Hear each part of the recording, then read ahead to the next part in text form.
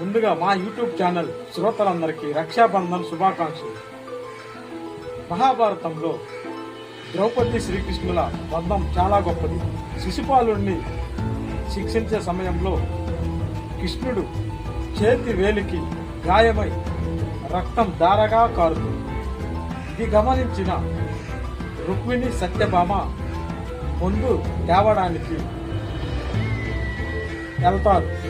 అక్కడే ఉన్న ద్రౌపది తన చీర కొంగును చించి కృష్ణుడు వేలికి కట్టు కడుతుంది. దీనికి కృతజ్ఞతగా కృష్ణుడు మీకు ఎల్లవేళలా ఆదుకుంటానని హామీ ఇస్తాడు. ద్రౌపది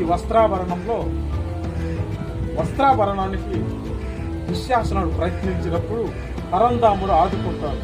వీడియో నచ్చితే లైక్ చేయండి. ముందుగా మా యూట్యూబ్